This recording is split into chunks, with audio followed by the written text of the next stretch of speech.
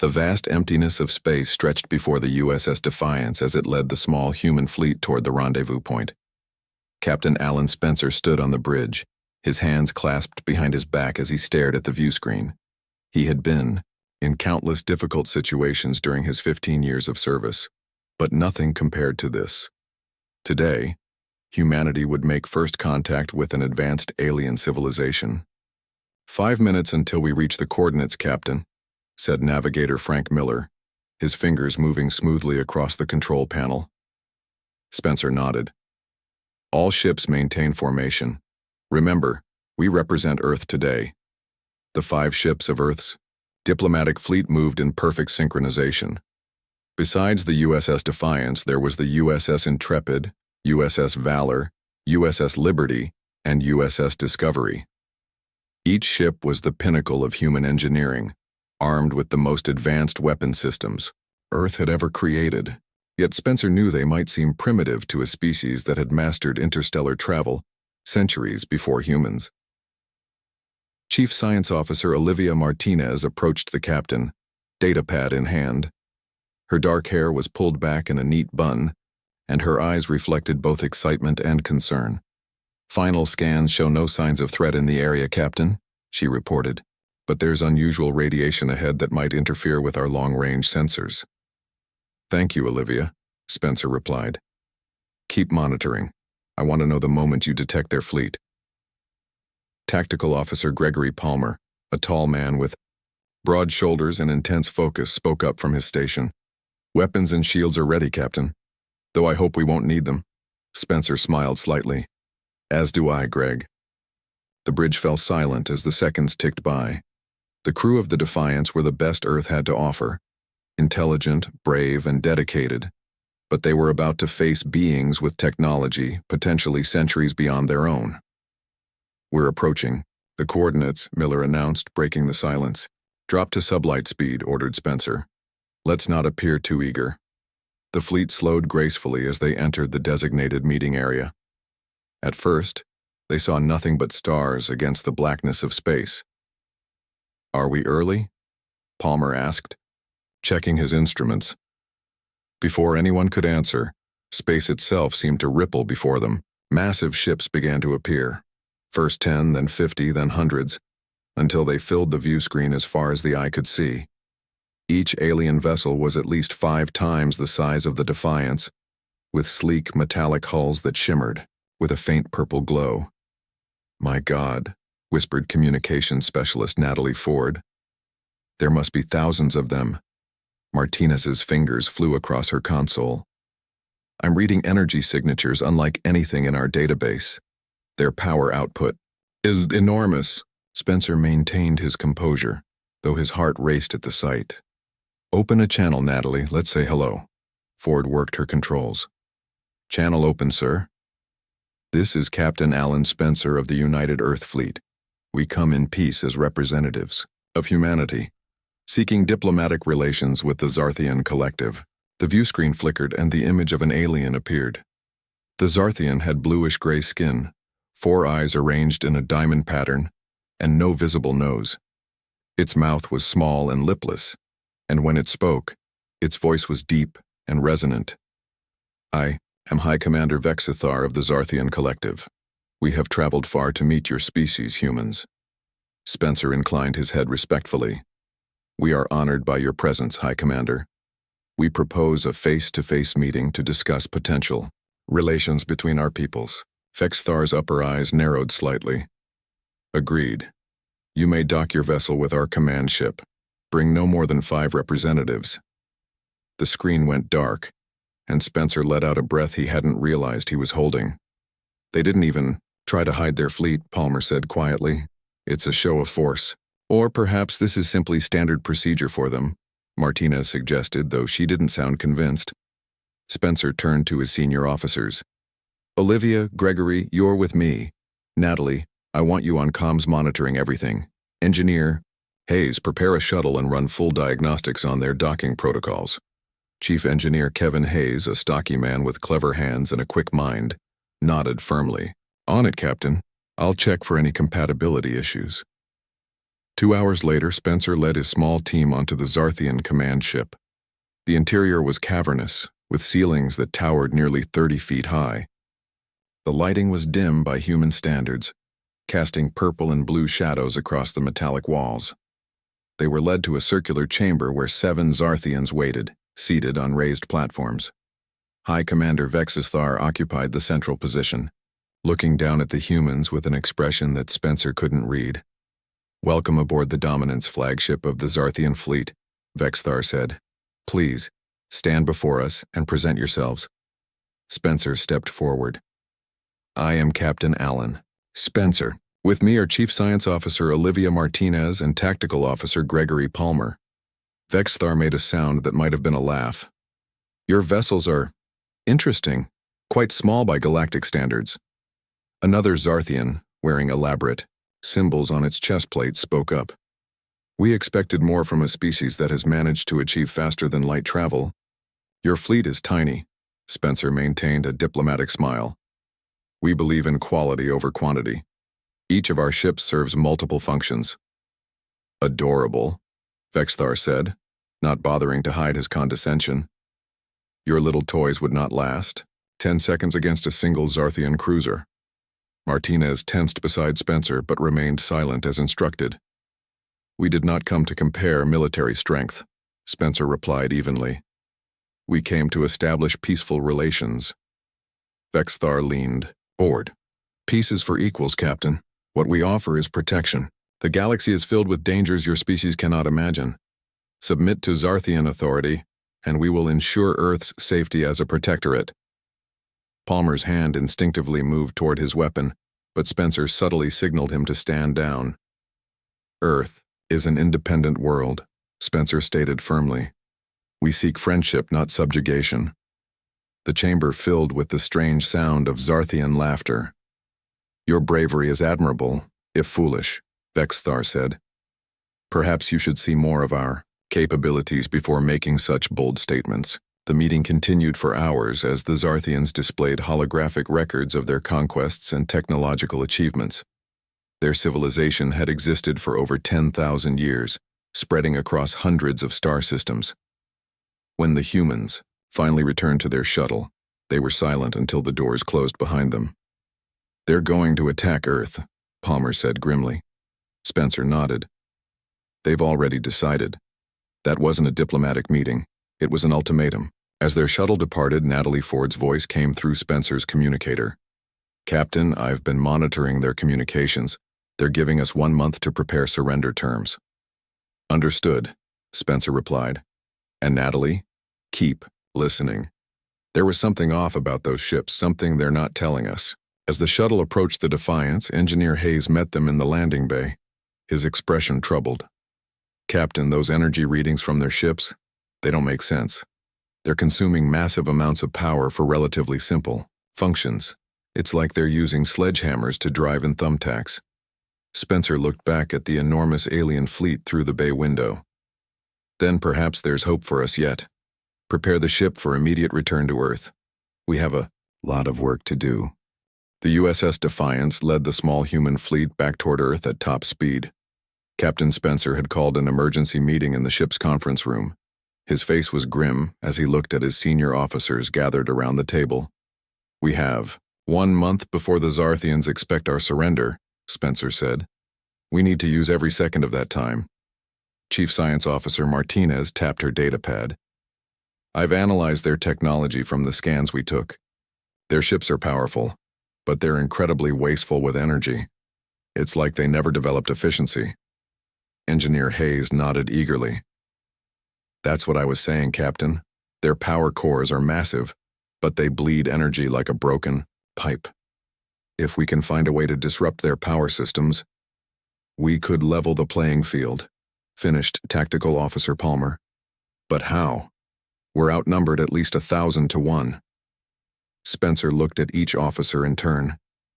"That's what we need to figure out. Natalie, what did you learn from their communications?" Communications Specialist Ford leaned forward. "They're overconfident, sir. Some of the lower-ranked Zarthians were actually laughing about how easy conquering Earth will be. But there's something else. They kept referring to some kind of resonance they need to protect. Resonance? Martinez's eyes widened. That could be important. Hayes, remember how their ships seemed to pulse with that purple energy? Before Hayes could answer, the ship's AI announced, "Now approaching Earth space. United Nations Space Command requests immediate communication with Captain Spencer." 3 days later, the conference room of the UN Space Command headquarters in Diary Mao, Geneva was filled with tension. Military leaders from around the world sat around a massive table, their faces showing various degrees of fear and determination. Admiral Elizabeth Reeves, the highest-ranking officer in Earth's combined space fleet, stood at the head of the table. Her gray hair was cut short, and her uniform was perfectly pressed despite the fact that she had been working for 48 hours straight. "Ladies and gentlemen," she said, "let me be clear about our situation. The Zarthian Collective has given us 1 month to surrender. Their fleet consists of thousands of warships, each more powerful than anything we have. Earth's total combat-ready fleet numbers exactly 27 ships." The room erupted in voices. General William Carter of the North American Defense Force slammed his hand on the table. "We have no choice but to surrender. We'll be annihilated." "Surrender means becoming slaves," argued Colonel Maria Sanchez. "We should evacuate as many people as possible to our Mars colonies." Spencer, who had been silent until now, stood up. The room quieted. "There may be a third option," he said.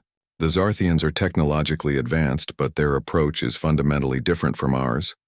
They rely on brute force, not efficiency." He gestured to Martinez, who activated a holographic display showing scans of the Zarthian ships. "Their vessels require enormous power cores to function," she explained. "But power isn't their weakness. It's how they manage it. They use what we call harmonic resonance to stabilize their energy systems. If we could disrupt that resonance, their ships would be crippled." Admiral Reeves finished thoughtfully. "Exactly," said Hayes, stepping forward. "I've been working with Dr. Daniel Wright from MIT. We believe we can develop a device that could create counter-resonance waves." Dr. Wright, a tall man with thick glasses and nervous hands, activated his own display. "The physics is complex, but the application is relatively simple. We need to modify our ships to emit specific energy frequencies that will disrupt their power management systems." Admiral Reeves frowned. "How close would our ships need to be for this to work?" "Too close," Palmer admitted. "Standard combat range." "That's suicide," General Carter exclaimed. "Our ships would be destroyed before they could get within range." The room fell silent again until Spencer spoke. "Not if the Zarthians don't see us as a threat. Not if they believe we're coming to surrender." The meeting continued for hours. Plans were proposed, argued over, and refined. Finally, Admiral Reeves made her decision. "Captain Spencer, I'm authorizing Operation David," she said, referring to the biblical story of David and Goliath. "You'll have whatever resources you need.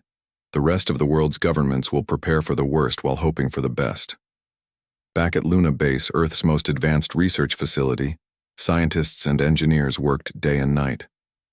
Martinez barely slept as she fine-tuned the calculations for the counter-resonance device. "The frequency needs to be exact," she explained to Hayes as they tested a prototype. "Too low, and it won't affect their systems. Too high, and it could backfire on our own ships." Meanwhile, Palmer worked with the fleet's pilots on new tactics. "The Zarthians fight in rigid formations," he told them. "Their ships are powerful but slow to maneuver. We'll use that against them." In his private quarters, Spencer maintained regular communication with the Zarthians, playing a dangerous game of deception. "High Commander Vexisthar," he said, his face carefully showing signs of stress and defeat. "Earth's leaders are considering your terms. We need more time to prepare our people for such a significant change." Vexisthar's 4 eyes blinked with satisfaction. "Your species learns quickly, Captain. Perhaps you will make worthy servants after all." As the deadline approached, the modified human fleet gathered in orbit around Earth's moon, hidden from direct observation. Each ship had been equipped with the new counter-resonance devices, which looked like oddly shaped antennas. Dr. Wright stood on the bridge of the Defiance, watching the final adjustments. "I've never seen engineering work done so quickly," he said to Hayes. "It's remarkable what humans can accomplish when pushed." "That's what the Zarthians don't understand," Hayes replied. "They think bigger is always better. They've never had to do more with less." On the civilian side, Lieutenant Samantha Kelly, an expert in drone technology, had developed something equally important.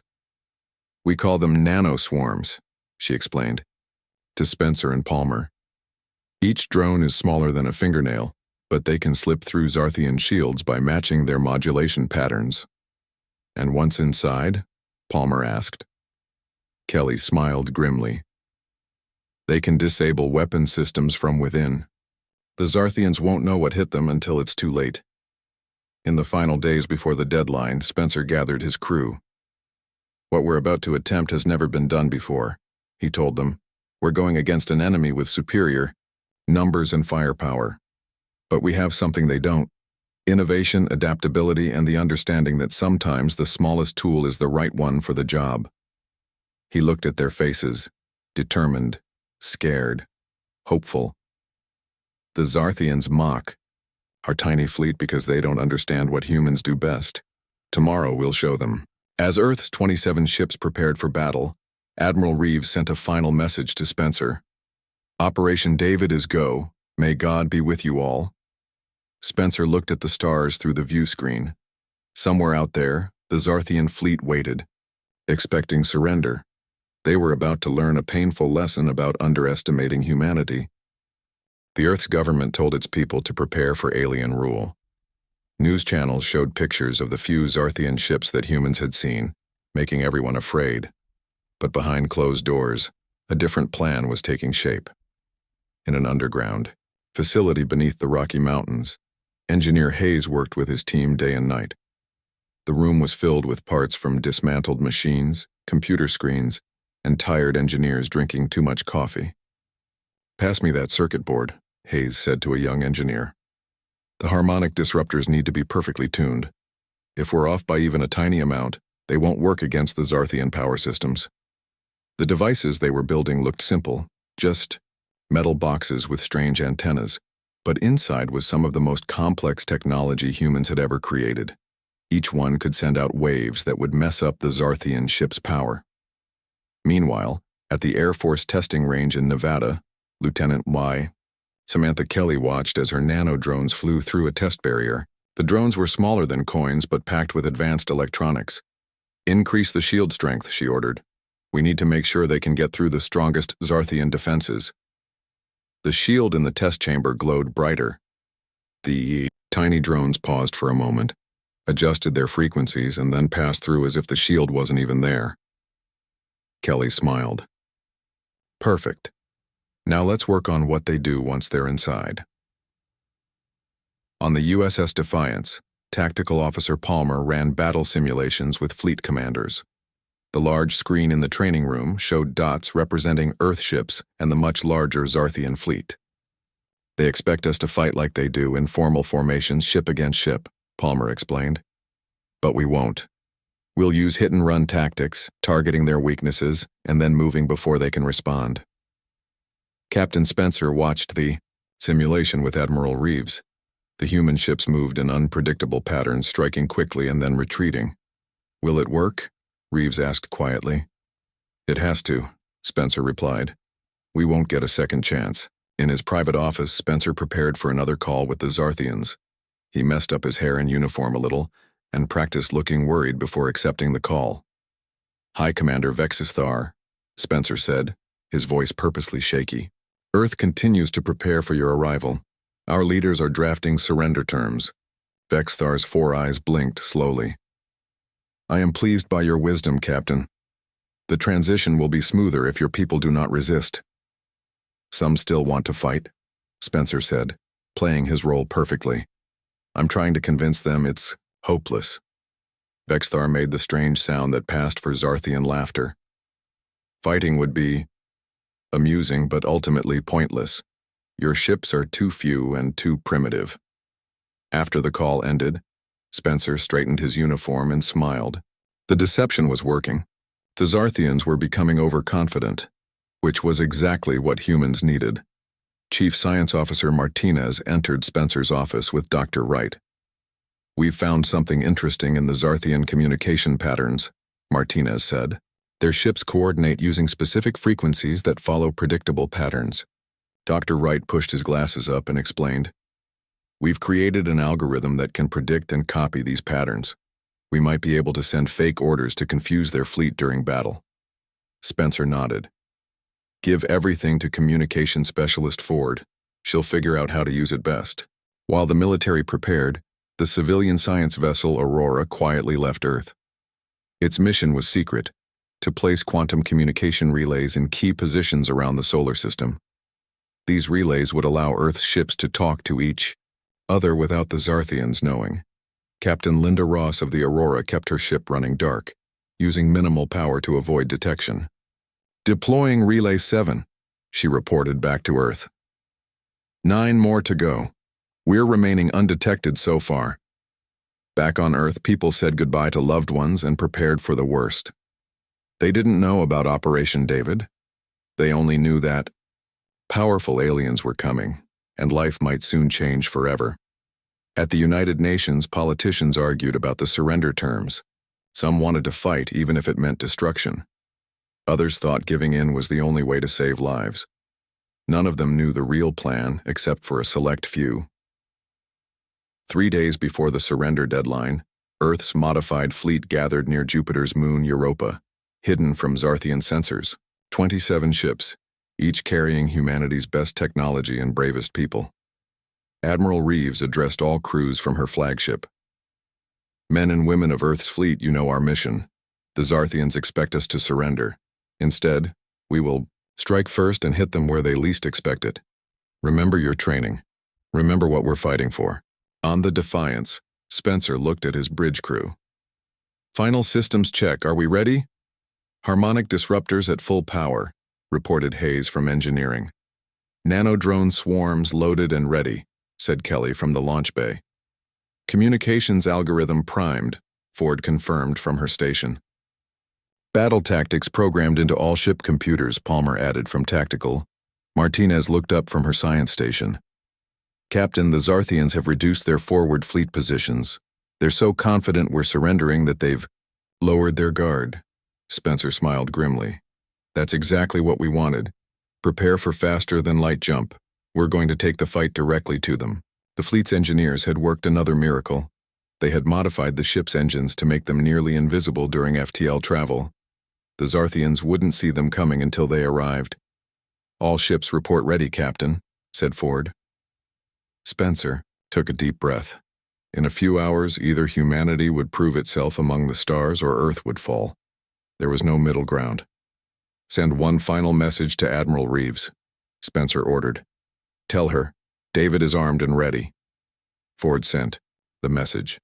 Minutes later, the reply came. "Good hunting, Earth stands with you." Spencer looked at the crew of the Defiance, humans who had trained their whole lives for space exploration, now preparing for battle against impossible odds. Their faces showed determination, fear, courage, and hope. "Jump coordinates locked in," reported Navigator Miller. "Ready on your command." "They mocked our small fleet," Spencer said quietly. "Let's show them what humanity can do. Engage FTL drive, taking us into the heart of the Zarthian fleet."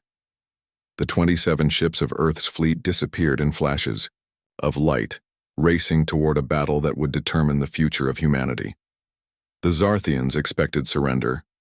They were about to get the surprise of their long lives. The human fleet exited faster than light travel directly in the middle of the waiting Zarthian armada. The massive alien ships floated in space, their purple energy shields glowing softly. They had been waiting for Earth's surrender, not an attack. On the bridge of the Defiance, Captain Spencer felt the ship shudder slightly as it returned to normal space. "Status report," he ordered calmly. "All ships present and accounted for," Navigator Miller replied. "We're surrounded by Zarthian vessels on all sides." Communications Officer Ford looked up from her station. "Sir, we're being hailed by the Zarthian command ship." On screen, Spencer said, straightening his uniform.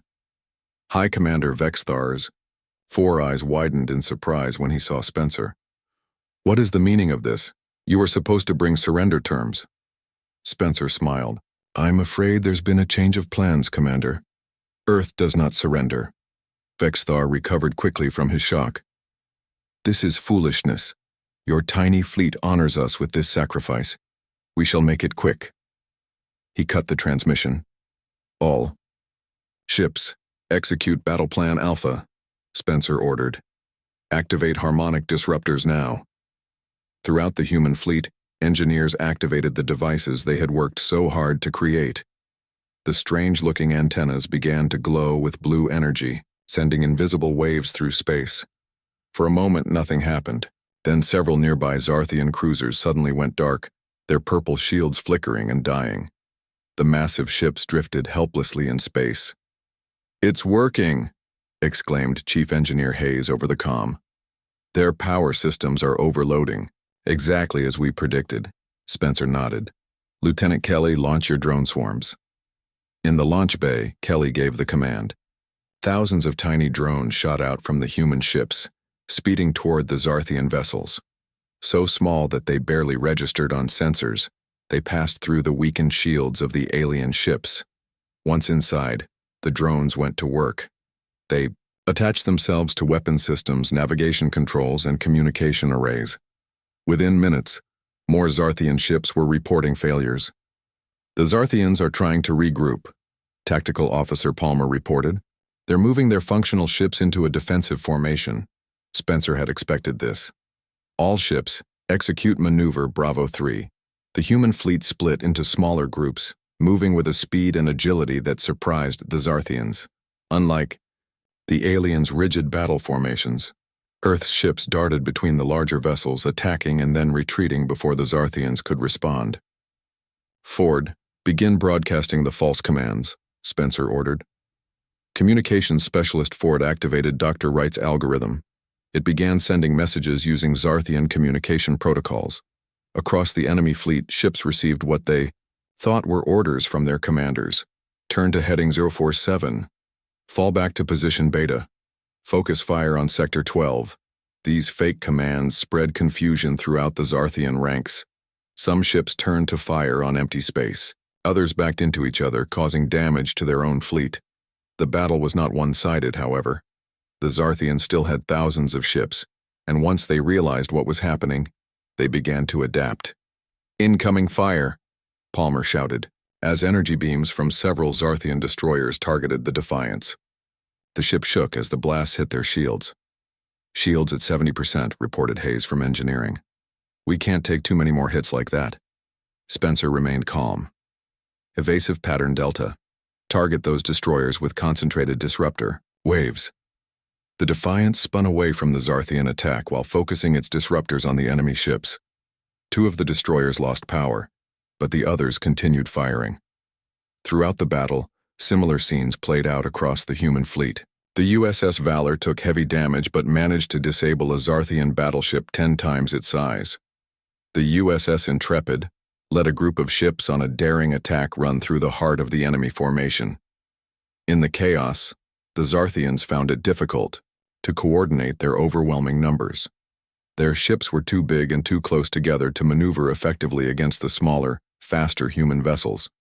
After 3 hours of intense fighting, the human fleet had carved a path of disabled Zarthian ships through the center of their armada, but the cost had been high. 3 human ships, the Liberty, the Horizon, and the Phoenix, had been destroyed.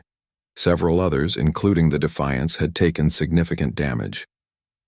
On the Defiance bridge, which was now filled with smoke from damaged systems, Spencer assessed the situation. Status report, he called out. Shields at 30%, replied Hayes. Disruptors still operational but running hot. 2 more Zarthian cruisers approaching from Sector 7, Palmer warned. Spencer made a difficult decision. All ships, form. Up. We've done enough damage for now. Prepare for emergency jump to fallback point Alpha. The remaining human ships began moving toward their rendezvous point. As they did, High Commander Vexthar appeared on the view screen again. This is not over, human, he snarled. his normally composed demeanor gone.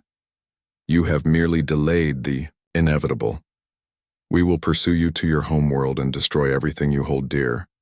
Spencer met his gaze steadily. "You still don't understand what happened here today, do you?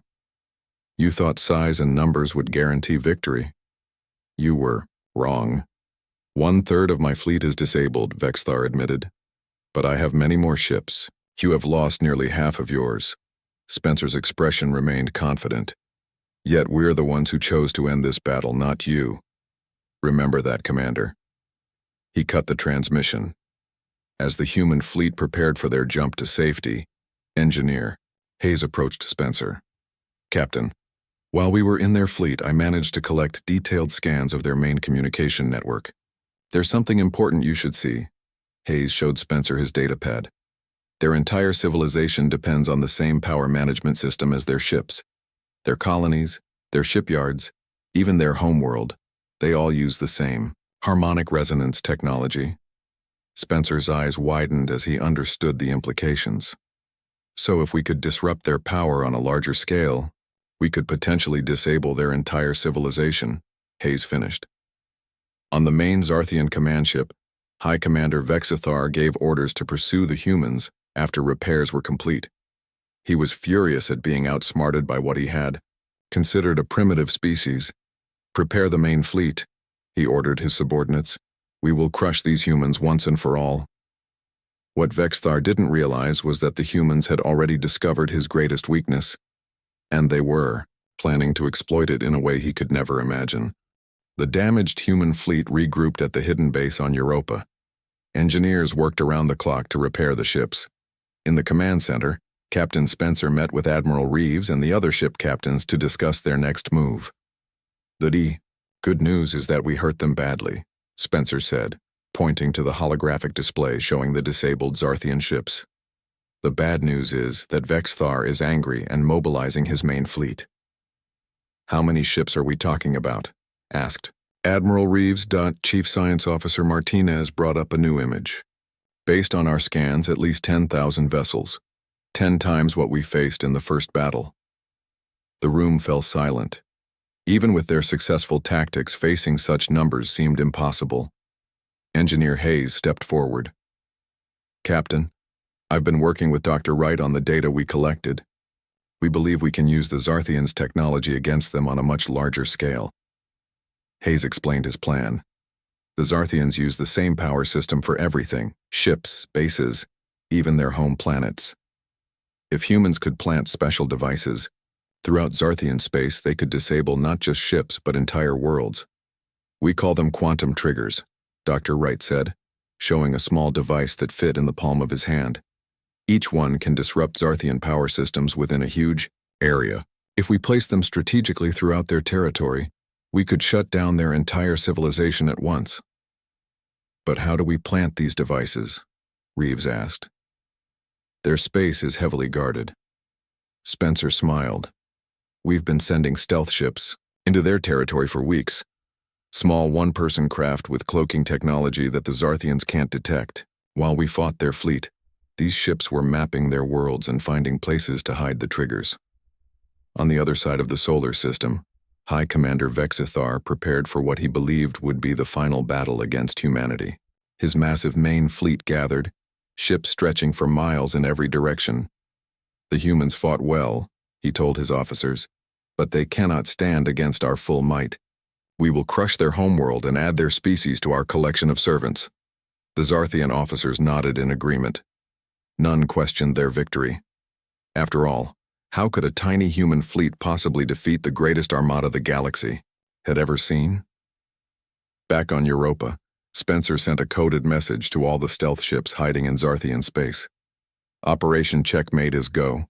Plant your packages and prepare for activation." For 3 days, brave human pilots moved through enemy territory, placing quantum triggers near power plants, military bases, and government centers.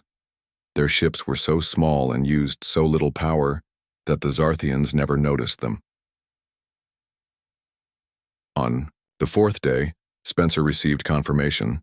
All triggers were in place. It was time for the final confrontation. The repaired human fleet, now down to 24 ships, left Europa and set course for Earth. They would make their stand near humanity's homeworld. When they arrived, they found the Zarthian main fleet already waiting for them. The alien ships filled the sky above Earth, their weapons ready. On the surface, people looked up in fear at the armada that had come to conquer them. "Open a channel to Vexithar," Spencer ordered. The Zarthian commander appeared on screen, his 4 eyes gleaming with triumph. "Have you come to witness the end of your species, Captain?" "Actually, I've come to give you one last chance," Spencer replied calmly. "Leave our solar system now and we'll let you go in peace." Vexithar's laugh echoed through the bridge. "Your bravery is admirable but misplaced. Look at your tiny fleet, then look at mine. This ends only one way." "You never asked why a spacefaring civilization would maintain so few warships," Spencer said. "Did that question never cross your mind?" For the first time, Vexithar looked uncertain. "What are you talking about?" Spencer nodded to Ford, who connected another transmission. Admiral Reeves appeared on a split screen. "Activate quantum triggers now," Reeves ordered. Across Zarthian space, the hidden devices activated simultaneously. On 20 core Zarthian worlds, power systems began to fail. Shipyards went dark. Defense platforms shut down. Military bases lost communication. On his flagship, Vexithar received panicked messages from his homeworld and colonies. "What have you done?" he demanded. "We never needed a large fleet because we developed something better. Understanding," Spencer explained. "Each human vessel carries the equivalent firepower of 50 of yours, using a fraction of the resources. We value efficiency, not excess." As Vexithar watched in horror, half of his fleet suddenly lost power. The quantum triggers had affected not just the planets but the ships as well. "Impossible," the alien commander whispered. Spencer continued. "When we examined your technology, we realized you've been using the same power systems for thousands of years. You never innovated because you never needed to. You just built more ships, bigger ships, but quantity isn't always better than quality." Desperate and angry, Vexithar ordered his remaining ships to attack Earth. "If we fall, we take them with us." The Zarthian vessels moved forward, weapons charging, but Earth had one final surprise. "Activate planetary shield," Admiral Reeves commanded. Around Earth, hidden generators came to life. A shimmering blue field spread across the atmosphere, surrounding the planet completely.